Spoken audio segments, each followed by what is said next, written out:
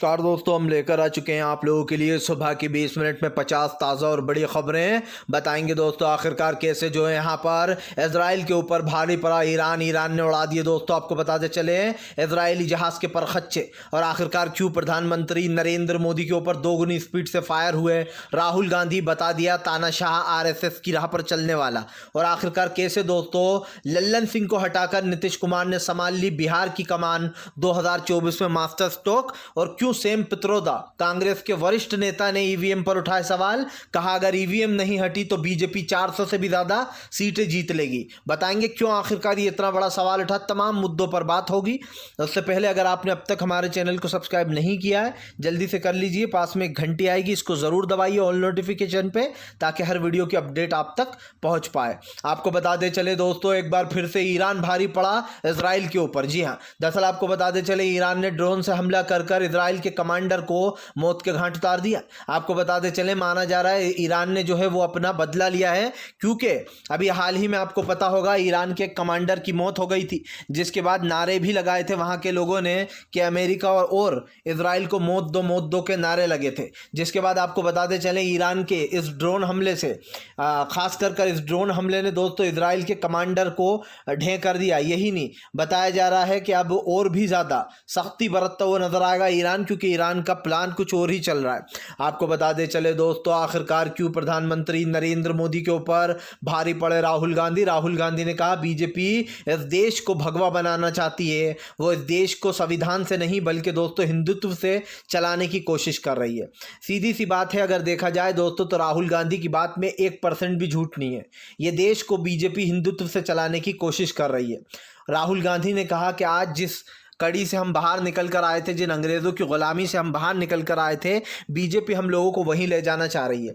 राहुल ने कहा कि आज जो महिलाओं के हक़ हैं वो छिन जाएंगे। कभी भी बाबा साहब अम्बेडकर के लोकतंत्र को बीजेपी ने ख़त्म करने की कोशिश की तो ये देश बर्बाद हो जाएगा। क्योंकि दोस्तों जो बाबा साहब ने हमारे देश के लिए संविधान लिखा था वो दोस्तों समाज से और ख़ास करके जात पात धर्मों से बहुत ऊपर था, लेकिन आज बीजेपी धर्म के आधार पर ही लोगों को टारगेट करती है।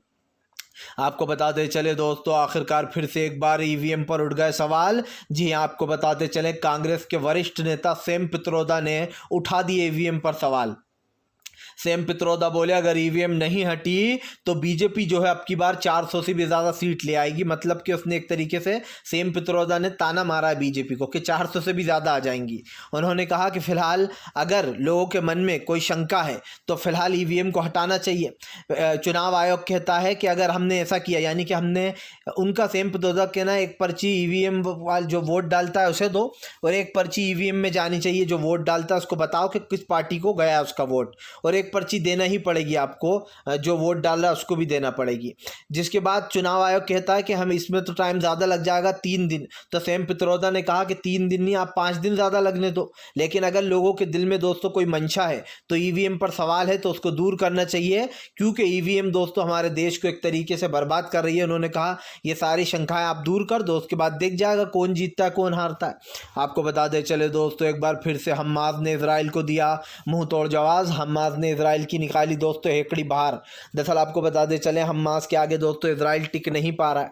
यही सबसे बड़ा कारण है कि हमास जो है दोस्तों वो इसराइल पर 2 गुना भारी पड़ रहा है। अब बताया जा रहा है कि फिलहाल हमास पूरी तरीके से अपने हथियार डालने की फिराक में आ चुका है। हमास के सामने इसराइल अपने पूरे तरीके से हथियार डालने की फिराक में आ गया है। क्योंकि हम आपको बताते चले हमास का कब्जा अभी तक गजा पर वैसा ही है जैसा पहले था। मतलब कि इसराइल को क्या हासिल हुआ, कुछ नहीं। इसराइल ने इतने दिन की जंग की, उसके बाद भी हमास पर कायम है, हमास का ही कब्जा जो है वो कायम है दोस्तों। और ये साफ दिखाई दे रहा है कि गजा को हासिल करना सिर्फ एक सपना रह जाएगा इसराइल का, क्योंकि वो ऐसा नहीं कर पाएगा। मैंने आपसे पहले भी कहा था। आपको बताते चले दोस्तों, आखिरकार नीतीश कुमार ने चल दिया 2024 का दाव। नीतीश कुमार बन गए दोस्तों पार्टी के मेन मुखिया। दरअसल आपको बताते चले दोस्तों, लल्लन सिंह को हटाकर नीतीश कुमार ने उनका पद ले लिया है। अब जेडीयू को कोई और नहीं दोस्तों बल्कि संभालेंगे नीतीश कुमार। आपको बताते चले दोस्तों, मीडिया में कई खबरें उड़ाई जा रही थी कि लल्लन सिंह जो है आरजेडी में जा सकते हैं, या फिर और भी खबरें उड़ाई जा रही थी, जबकि ऐसा कुछ नहीं हुआ। क्योंकि हमने आपसे कहा था ये मीडिया कुछ भी बताती है। लेकिन दोस्तों नीतीश कुमार के इस स्ट्रोक को मास्टर स्ट्रोक बताया जा रहा है, क्योंकि नीतीश कुमार ने 2024 का गेम कर दिया है दोस्तों। और नीतीश कुमार का ये पद संभालने का मतलब आप समझिए कि अब पूरी पार्टी की कमान नीतीश कुमार अपने हाथ में रखेंगे। कब क्या करना है, कैसे करना है, ये सब कुछ फैसले नीतीश कुमार लेंगे। आपको बताते चले दोस्तों, फिलहाल पंजाब टू दिल्ली, जी हाँ, इन दोनों ही जगह पर झांकी निकालने से रोक दिया गया है आम आदमी पार्टी को। भड़क गए जो है यहाँ पर दोस्तों अरविंद केजरीवाल। दरअसल केजरीवाल ने बीजेपी के ऊपर हमला बोला। केजरीवाल ने कहा कि 26 जनवरी के दिन हम झांकी निकालते हैं, क्योंकि दिल्ली दोस्तों देश की राजधानी है, जाहिर सी बात है। उन्होंने कहा कि पहले तो बीजेपी ने हमें पंजाब में झांकी निकालने से रोक दिया और अब तानाशाही सरकार ने हमें 26 जनवरी को जो है यहाँ पर दिल्ली में भी झांकी निकालने से रोक दिया, जो कि आम आदमी पार्टी दोस्तों हर साल निकालती है। जिसको लेकर अरविंद केजरीवाल ने कहा कि तानाशाही चल रही है बीजेपी की। बीजेपी जो है वो देश को ये बताना चाहती है कि हर काम वही करती है। जाहिर सी बात है दोस्तों, आम आदमी पार्टी को रोककर बीजेपी क्या साबित करना चाह रही है। आपको बता दे चले दोस्तों, इजराइल को चेतावनी, हमास का साथ एक बार फिर से भड़क उठा तुर्की। दरअसल आपको बता दे चले, तुर्की ने के अर्दोगान ने का ऐलान आया सामने। उन्होंने कहा कि वो गाज़ा जैसा है, गाज़ा को फिर से वैसा ही बनाएंगे जैसा गाज़ा था। उन्होंने बताया कि फ़िलहाल गाज़ा के लोगों की जो मौतें हो रही हैं उसका जिम्मेदार इजराइल है। ये भी कहा गया कि फ़िलहाल इजराइल को इस जंग को रोक देना चाहिए और ख़ास कर दोस्तों इस पर युद्ध विराम लग जाना चाहिए। आपको बता दें, इससे पहले जो है यहाँ पर इजराइल ने हमास के सामने वो रखी थी अपनी कि हम जो है सीज़ फायर चाहते हैं, लेकिन हमास ने उसके ऑफ़र को ठुकरा दिया था कि वह 7 दिन का सीज़ फायर कभी भी नहीं मानेगा। यही कारण है दोस्तों जो अब तुर्की का ये बड़ा बयान निकल कर सामने आया है। आपको बताते चले दोस्तों, आखिरकार भारतीय जनता पार्टी के ऊपर भड़क ही उठे जो है यहाँ पर मल्लिकार्जुन खड़गे बोले बीजेपी संघ की विचारधारा से देश को चला रही है। आरएसएस और बीजेपी को अगर नहीं रोका तो ये दोनों मिलकर देश के संविधान को बर्बाद कर देंगे, लोकतंत्र खत्म हो जाएगा देश में। आपको बताते चले दोस्तों, खड़गे ने एक बार फिर से बीजेपी पर भड़ास निकाली। मल्लिकार्जुन खड़गे ने कहा कि फिलहाल बीजेपी, आरएसएस और बीजेपी दोनों मिलकर देश को अपने हिंदुत्व की विचारधारा से चला रहा है, जो कि देश के लिए ख़तरनाक है। उन्होंने कहा कि देश की जो विचारधारा है वो बाबा साहब अम्बेडकर की है, क्योंकि उन्होंने ही देश का संविधान लिखा था। उन्होंने कहा कि अगर जल्दी ही बीजेपी और आरएसएस को नहीं रोका हमने, जल्दी यानी कि दोस्तों 2024 में नहीं रोका, तो ये देश अब आप समझिए तानाशाह बन जाएगा। जैसे चाइना चीन का अपने काम करवाता है, वैसे ही यहाँ की सरकार भी धीरे धीरे कर सब ख़त्म कर देगी। एक तरीके से चेतावनी दे दी गई है। अब आपको फैसला करना है दोस्तों कि क्या होगा। आपको बताते चले दोस्तों, एक बार फिर से जो है यहाँ पर इजराइल हमास की लड़ाई के बीच में हिजबुल्लाह ने कर दिए बड़े अटैक। हिजबुल्लाह के अटैकों से दहल उठा दोस्तों पूरा का पूरा इजराइल। दरअसल आपको बताते चले दोस्तों, बीते दिन हिजबुल्लाह ने फिर से एक बार अटैक कर दिए। हिजबुल्लाह के दोस्तों इस अटैक को देखकर पूरी तरीके से बौखला गया है इजराइल। आपको बताते चले, हिजबुल्लाह रुकने का नाम नहीं ले रहा है। उधर इजराइल की दोस्तों पूरी तरीके से बोलती बंद हो रही है। सीधी सी बात यह है दोस्तों कि फ़िलहाल हिजबुल्लाह के सामने टिक नहीं पा रहा है इजराइल। कोई भी इजराइल के कमांडर जो यंग कमांडर हैं वो अब दोस्तों छोड़ने की बात कर रहा है। उनका कहना है कि फ़िलहाल सुलह कर लेनी चाहिए, जंग में कुछ नहीं रखा है। तो आप समझिए इजराइल अपने ही लोगों को जेल में ठूस रहा है जो लोग लड़ाई लड़ने से मना कर रहे हैं। इसका मतलब साफ हो गया दोस्तों कि इजराइल की तानाशाही साफ दिखाई दे रही है। वो तानाशाही के बलि पर लोगों को लड़ने भेज रहा है। आपको बताते चले दोस्तों, विजेंदर सिंह ने उठा दिए धनखड़ पर सवाल।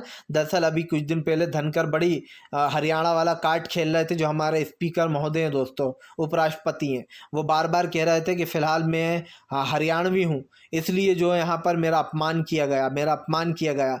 उसके एवज़ में फिर खड़गे ने भी चाल चल दी थी और कहा था कि मैं दलित हूँ इसलिए मुझे संसद से बाहर निकाल दिया गया। तो बीजेपी पर भारी पड़ गए थे जो है मल्लिकार्जुन खड़गे। लेकिन आपको बताते चले, अब विजेंदर सिंह जो कि दोस्तों कुश्ती चैंपियन हैं, उन्होंने धनखड़ से सवाल पूछा है। उन्होंने सवाल पूछते हुए कहा कि धनखड़ साहब, हमारे खिलाड़ी भाई बहन अवार्ड वापस लौटा रहे हैं, क्या आप कुछ बोलेंगे या फिर चुप रहेंगे? सीधी सी बात ये है दोस्तों। दरअसल एक तरीके ताना मार दिया विजेंदर सिंह ने कि हमारे खिलाड़ी सब हरियाणा के हैं। आप उस दिन जो हरियाणा का ढोल पीट रहे थे कि मैं हरियाणा का हूँ इसलिए मेरी मिमिक्री कर रहे थे, तो साक्षी मलिक और तमाम खिलाड़ी हरियाणा के हैं। अब आप उन्होंने कहा कुछ बोलेंगे या फिर नहीं बोलेंगे? सीधी सी बात है, अब क्यों बोलेंगे भैया, बीजेपी फंस जाएगी अगर वो बोलेंगे तो, इसलिए वो तो बोलने से रहे। आपको बताते चले दोस्तों आखिरकार क्यों जो है यहाँ पर मनोज जार्जेना ने फिर से एक बार दे दी दोस्तों आंदोलन की चेतावनी। 20 जनवरी को आंदोलन की चेतावनी देकर दोस्तों मनोज जार्जेन ने चेता दिया है। दरअसल आपको बताते चले मराठा आरक्षण को लेकर मुंबई में फिर से बढ़ गई बीजेपी सरकार की टेंशन। मनोज जार्जेना ने दोस्तों एक बार फिर से चेतावनी दी है। उनका कहना है कि वो 20 जनवरी के दिन आंदोलन करेंगे और 20 जनवरी के दिन दोस्तों मुंबई पैदल कुंज करेंगे मराठा समाज के प्रतिमंडल। आपको बताते चलें अब ये मुश्किलें इसलिए बढ़ गई हैं क्योंकि मराठा आरक्षण को लेकर ये जंग छिड़ी हुई थी, कुछ वादा किया गया था, इसलिए उन्होंने अपने आंदोलन को ख़त्म कर दिया था। लेकिन अब जार्जेना ने फिर से मनोज जी ने मतलब उन्होंने फिर से ऐलान कर दिया है कि वो जो है यहाँ पर 20 जनवरी को आ रहे हैं और 20 जनवरी के दिन से दोस्तों फिर से एक बार हुंकार भरेंगे। इसका मतलब ये है कि अब मुश्किलें बढ़ने वाली हैं खास कर। आपको बताते चले दोस्तों आखिरकार क्यों जो है विचारधारा से बीजेपी अलग है, कांग्रेस की विचारधारा अलग, बीजेपी की विचारधारा अलग। कन्हैया कुमार ने बीजेपी को जमकर लपेटा। दरअसल कन्हैया कुमार का कहना है कि कांग्रेस ने हमेशा इस देश को विचारधारा से चलाया, लेकिन बीजेपी इस देश को हिंदुत्व से चलाना चाहती है। कन्हैया कुमार ने कहा कि हमसे बड़ा राम भक्त कोई होगा नहीं, तुम लोग तो सिर्फ दिखावे के लिए राम के पास जाते हो वोट मांगने, लेकिन हमारे दिल में राम रहता है, उसे कहाँ से निकालोगे? क्या आपको बताते चले यही नहीं, उन्होंने कन्हैया कुमार ने कहा कि बीजेपी सिर्फ राम के नाम का यूज़ करती है, वो वोट मांगने के लिए राम राम करती है और बाद में दोस्तों आप समझिए मंदिरों पर बुलडोज़र भी चलवाएं कई बार बीजेपी ने, और ये साबित भी हुआ है। लेकिन आपको बताते चलें कन्हैया कुमार ने साफ कहा कि फ़िलहाल जो लोग कांग्रेस को मिटाने की बात करते हैं वो लोग एक दिन खुद मिट जाएंगे, लेकिन कांग्रेस वहीं की वहीं रहेगी। उन्होंने कहा इस देश की सबसे पुरानी पार्टी है कांग्रेस, और कांग्रेस ही देश को चला सकती है और कोई देश को संभाल नहीं सकता। कन्हैया ने साफ कह दिया है कि विचारधारा की लड़ाई कांग्रेस से ही शुरू हुई थी दोस्तों, और कांग्रेस ही इस देश पर राज करेगी, वही इस देश को भाईचारे पर वापस लाएगी। सीधी सी बात यह है। आपको बताते चले दोस्तों इजराइल हमास की जंग के बीच में, जी हाँ आपको बताते चले दोस्तों एक बार फिर से हूतियों ने दहला दिया दोस्तों कई जो है यहाँ पर उसको उड़ा दिया है शिपों को। दरअसल आपको बताते चले हूतियों ने दोस्तों फिर से शिपों को निशाना बना लिया। हूती विद्रोही दोस्तों किसी की शिप छोड़ नहीं रहे हैं, जो सामने आ रही है उसी को उड़ा रहे हैं। लेकिन इसका एक रीज़न ये भी है, ऐसा नहीं है कि हूती विद्रोही दोस्तों हर किसी शिप पर हमला कर रहे हैं। हूती विद्रोही सिर्फ उन्हीं शिपों को अपना निशाना बना रहे हैं जो लोग इजराइल के साथ दोस्तों एक तरीके से व्यापार कर रहे हैं। अगर इजराइल के साथ कोई भी व्यापार किया तो हूती उस शिप को अपना निशाना बनाएंगे, चाहे वो अमेरिका की हो, भारत की हो या कहीं की भी हो। हूती चेतावनी दे चुके हैं। आपको याद होगा भी हमारी भारत की एक शिप पर अटैक कर दिया गया था, जिसके बाद तो ये साफ़ ही हो गया था कि हूती विद्रोहियों ने जो बात कही है दोस्तों वो उस पर अभी भी कायम है कि अगर किसी ने भी इजराइल के साथ बिजनेस किया तो फिर वो उसकी शिप को उड़ा डालेंगे। आपको बताते चले दोस्तों आखिरकार क्यों भड़क गया अखिलेश यादव। अखिलेश ने बीजेपी को लिया लपेटे में।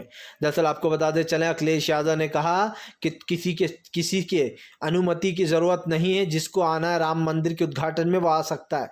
बीजेपी कोई ठेकेदार नहीं है राम मंदिर की। उन्होंने कहा कि बीजेपी अपने वोटों की राजनीति कर रही है, वो लोकसभा चुनाव में वोट जुटाने के लिए अब लोगों को राम मंदिर का लालच दे रही है।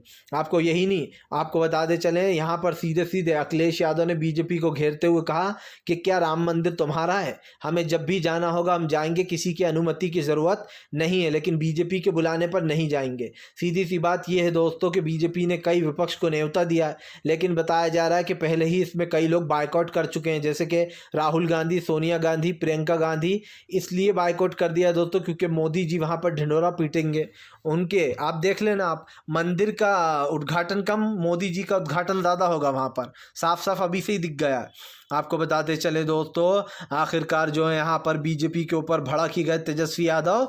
तेजस्वी ने कहा 2 दिन से बीजेपी के नाटक चल रहा था और मीडिया अजीब गरीब सवाल पूछ रही थी। उन्होंने कहा कि फ़िलहाल जेडीयू, आरजेडी और इंडिया गठबंधन सब कुछ सक्षम में सही है, कुछ भी गलत नहीं है। आपको बताते चले तेजस्वी यादव ने कहा कि दरअसल बीजेपी डरती है इसलिए ऐसी खबरें उड़ाती है। उन्होंने कहा कि सब जानते हैं कि बीजेपी को किस बात का डर है, क्योंकि 2024 के चुनाव में बीजेपी चुनाव हार रही है। सीधी सी बात यह है दोस्तों, तेजस्वी यादव ने यहाँ पर बीजेपी पर सवाल उठा दिया। तेजस्वी यादव ने कहा कि फिलहाल भारतीय जनता पार्टी हमसे डरी हुई है और उसको एक ही चीज़ का डर है कि किसी भी तरीके से दोस्तों ये जो हो रहा है, खास कर जो इंडिया गठबंधन बना, इसको किसी तरीके से रोका जाए। तेजस्वी ने कहा कि आने वाले समय में इंडिया गठबंधन की ही सरकार बनने वाली है। आपको बताते चले दोस्तों, फिलहाल इस एक नारे से बदल दिया राहुल ने रुख दोस्तों। राहुल गांधी की भारत जोड़ो न्याय यात्रा का रुख होगा अलग दोस्तों, और यहाँ पर आपको भारत जोड़ो यात्रा से भी ज़्यादा बड़ा एक वो देखने को मिलेगा हुजूम, क्योंकि आपको बताते चलें ये 24 की रेस है। अब की बार अशोक गहलोत से लेकर तो सचिन पायलट से लेकर तो तमाम इंडिया गठबंधन के चेहरे भी दिखाई देंगे। राहुल गांधी की भारत न्याय यात्रा में दोस्तों राहुल इतना पैदल चलेंगे कि आप लोग देखते रह जाएंगे। आप समझिए 6200 किलोमीटर, यानी कि अगर देखा जाए दोस्तों तो राहुल गांधी ये न्याय यात्रा जो कर रहे हैं वो बहुत लंबी चलने वाली है, ये समझ के चलिए 2.5 से 3 महीना। और राहुल गांधी की इस यात्रा से फिर बीजेपी बौखलाएगी, क्योंकि जब राहुल गांधी की भारत जोड़ो यात्रा आई थी दोस्तों तो सिर्फ राहुल की ही चर्चाएं थी। अब राहुल गांधी फिर से एक बार पैदल चलेंगे दोस्तों। राहुल गांधी की इस भारत जोड़ो यात्रा से आप सबको जुड़ना होगा दोस्तों। अगर हमें देश को बचाना है तो एकजुट होकर सोशल मीडिया पर फैला देना राहुल की भारत जोड़ो यात्रा, हर जगह राहुल गांधी का परचम लहराना, क्योंकि देश को दोस्तों भाईचारे से ही चलाया जा सकता है, तानाशाही से नहीं चलाया जा सकता, ये बात क्लियर है। आपको बताते चले दोस्तों, आखिरकार जो है यहाँ पर ईरान ने किया साफ। ईरान ने कहा हमने कोई हमला नहीं किया, झूठ बोल रहा है इजराइल। आपको बताते चले ईरान ने कहा कि हम खुली चेतावनी देते हैं। इजराइल ने जो हमारे कमांडर को मारा है हम उसका बदला लेंगे, खून के आंसू रुला देंगे, लेकिन ये हमले का आरोप झूठा लगा रहा है, हमने कोई हमला नहीं किया ड्रोन से। आपको बताते चले इजराइल बार बार ये हमला बात कर रहा है कि फ़िलहाल ईरान ने ही ड्रोन से हमला किया और कमांडर को मार दिया है, जबकि उधर ईरान कह रहा है कि उसने ऐसा कुछ नहीं किया है। अब किया है या नहीं किया ये तो आने वाले वक्तों में पता चल ही जाएगा, लेकिन सीधी सी बात यह है कि ईरान ने तो खुली चेतावनी दे दी है कि वो इस मैटर से दूर रहना चाहता है। लेकिन आपको बताते चले दोस्तों, इजराइल हमास ईरान की लड़ाई बड़े पैमाने पर पहुंचती चली जा रही है। इसका अंत एक ही है दोस्तों, जो है यहाँ पर युद्ध विराम। लेकिन युद्ध विराम को अब मुझे ऐसा लगता है इजराइल को मान जाना चाहिए दोस्तों, वरना इसका अंजाम क्या होगा ये आप भी जानते हैं। इजराइल पूरी तरीके से बर्बाद होता चला जा रहा है और ये आप साफ खुद भी देख रहे हैं, ऐसा नहीं है कि सिर्फ मैं आपको बता रहा हूँ, क्योंकि दोस्तों जाहिर सी बात है इस वक्त जो हो रहा है वो सबके सामने, और कहीं ना कहीं इस चीज़ पर रोक लगनी चाहिए। फिलहाल आपको बताते चले दोस्तों, प्रधानमंत्री नरेंद्र मोदी के ऊपर जमकर भड़की ममता बनर्जी। ममता बनर्जी बोली फिलहाल केंद्र में बैठकर बीजेपी अपनी मनमानी करती है, वो ईडी और सीबीआई के बल के विपक्ष को डराना चाहती है। दरअसल दोस्तों केंद्र पर फिर से ममता बनर्जी ने भड़ास निकाली है। बताया जा रहा है ममता बनर्जी इंडिया गठबंधन के लिए एक प्लान भी बना रही है दोस्तों, जिसमें वो इंडिया गठबंधन को दोस्तों जिताने के लिए पूरी जी तोड़ मेहनत करती हुई नजर आ रही हैं। लेकिन इससे दोस्तों हासिल क्या होगा ये मैं आपको बता दूं, ये मैटर अब एक लंबा मैटर बनने जा रहा है। ममता बनर्जी शेरनी मानी जाती हैं पश्चिम बंगाल की। ऐसे में दोस्तों ममता बनर्जी के आगे के जो चीज़ें होंगी उसको कहीं ना कहीं दीदी ने पूरी तरीके से ऑब्जर्व कर लिया। आपको बताते चले आने वाले समय में ममता बनर्जी बीजेपी को लपेटे में लेंगी और कई ऐसे मुद्दे बताए जा रहे हैं जिससे कि ममता बनर्जी बीजेपी को घेरती हुई नज़र आएंगी। आपको बताते चले दोस्तों, फिलहाल जो है यहाँ पर राहुल गांधी की भारत न्याय यात्रा से पहले ही जो है यहाँ पर दोस्तों खरगे ने कर दिया ऐलान। मल्लिकार्जुन खरगे बोले राहुल गांधी के साथ देश खड़ा है, राहुल की न्याय यात्रा ज़रूर सफल होगी। दरअसल दोस्तों राहुल गांधी को सपोर्ट करते हुए मल्लिकार्जुन खरगे का बड़ा बयान आया है।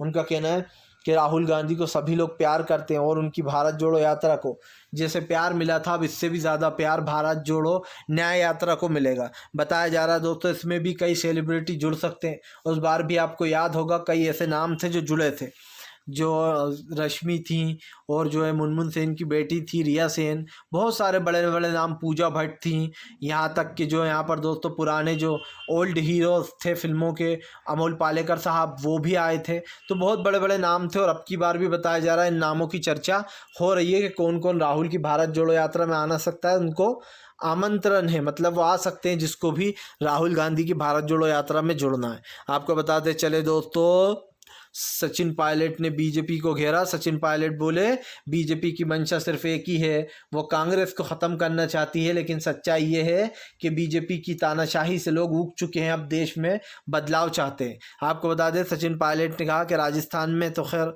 5 साल में सरकार बदल ही जाती है, लेकिन हमने प्रयास पूरा किया था कि बदले ना, पर वो हमारा प्रयास पूरी तरीके से कामयाब नहीं हुआ। लेकिन आने वाले समय में दोस्तों सचिन पायलट को ये बड़ी जिम्मेदारी दी गई है, जिसके बाद एक चीज़ तो साफ है कि अब खेल होने वाला है। वीडियो अच्छा लगे तो लाइक करें, चैनल को